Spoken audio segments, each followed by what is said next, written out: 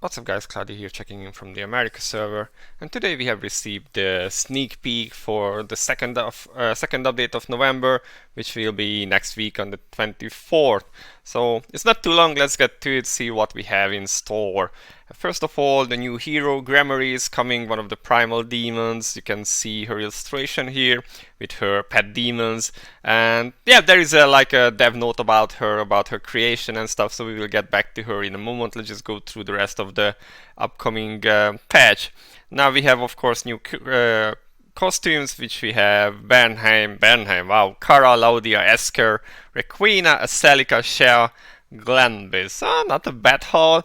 Of course, we are advertising it with Laudia and her big shining eyes. Yes, definitely meant her eyes there.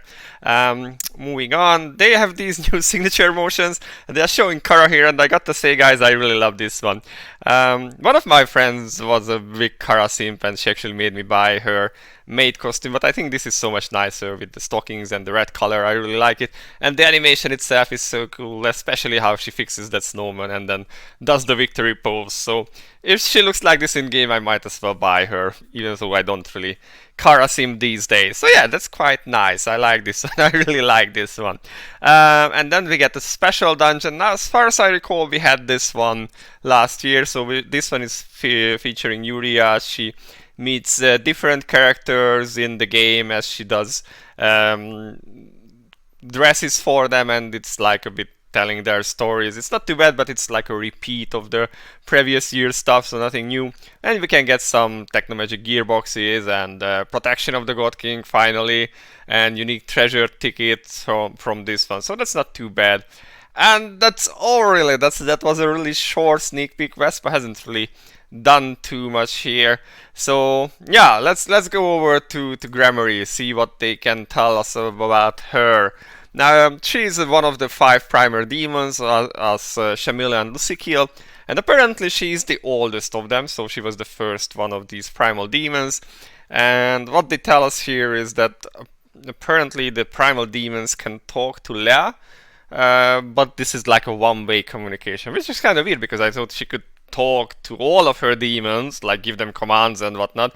So it's a bit weird to say that they can communicate, but it's a one-way communication. That's like, but yeah. So Gremory is the oldest, and they say that actually this is like her reduced form, because in the demon world Pandemonium, she is like as big as a mountain, and it looks more like a hairy beast. But in this world, it would take too much energy of her to bring over her entire body. So she just transfers a fraction of her body, which is this small lolly that we have. Now they say that her main concept was laziness, and this is what her art reflects and what they try to bring into her personality. I'm a bit on the fence with this because it seems kind of one-sided, like very one-dimensional. It's like saying Ezekiel is only about eating pudding, which is, yeah, it's a fun part of his personality, but there is more to him than just pudding all the time. So if that's all there is to Gremory, that seems a bit, yeah, a bit one-dimensional to me, maybe. But yeah, so they show some concept arts that they have created for her, and like how they ended up with this. And they show that they had done this sleeping bag thing where she wears her sleeping bag so she can sleep anywhere, anytime, and that originally this was a joke inside the department, but then they liked it so much that they actually rolled with it. And then we can see her like these unique weapons and whatnot. So yeah, that's kinda nice. And then we can see the demons that she will be summoning, and yeah. And then we come to the weird stuff, like this sentence here, guys. First, we wanted to emphasize Gremory's character by having her spread her legs wide open, even though she is wearing a skirt. I was reading this and was like, what the hell? Like seriously, this is how you explain it? That you just want to be like showing off her panties and like overly sexify her? And I'm like, Jesus Christ, Vespa, you are sinking to new lows. Like, jeez. I don't know. Like for me, this is like really the lowest of lows, and then there's especially the explanation. Like we wanted to emphasize her character by this. Right, right. Yes, you wanted to emphasize her character. Okay. The arts themselves are not too bad. I quite like this. I like the colors on this one, and the demons look pretty good.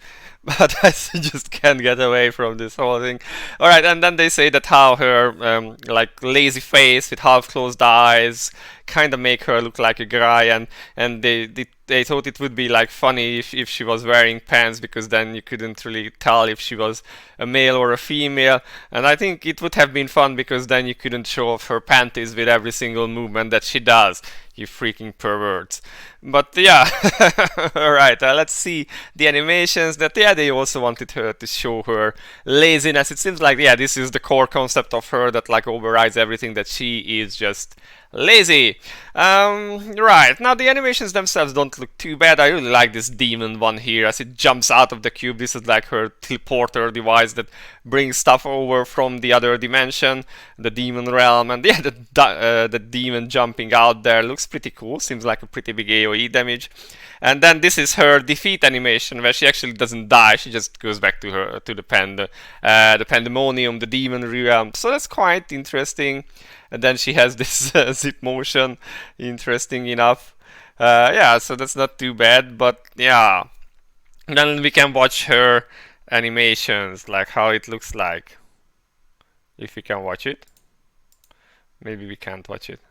Let's just reload this real quick. Okay. So she's hanging out there with her pesky loud demons, and they wake her up. And yeah, I guess you can tell what I've been talking about. And demon guy doesn't want to go back to the realm, and she just ghostbusters him back inside there. Alright, and then she can go back to sleep, I guess. I mean, yeah, alright. And looking at the other one, so I guess this is her Transcendence Animation. So the first one was when you obtain her, and the rest should be when you transcend her. Well, that's okay, that's cool, the way she gets out of her.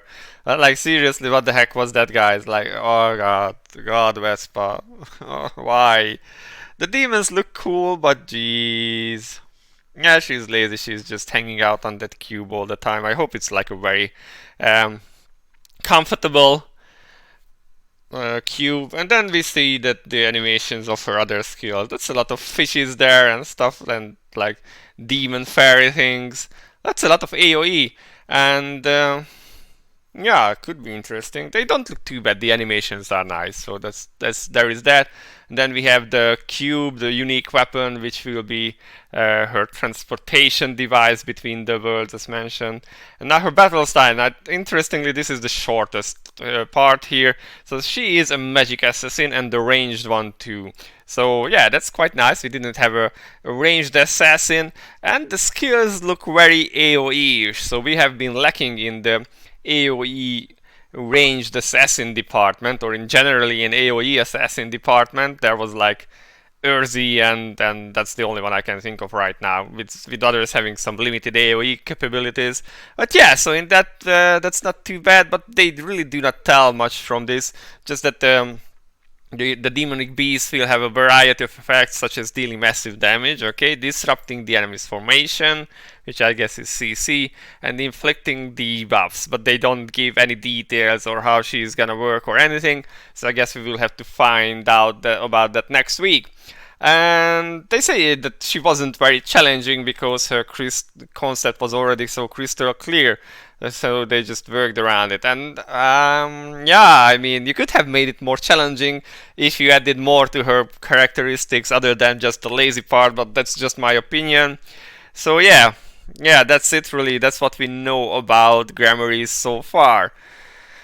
So yeah, I don't know, guys. Let me know in the comments. How do you feel about this patch so far? How do you feel about Gremory?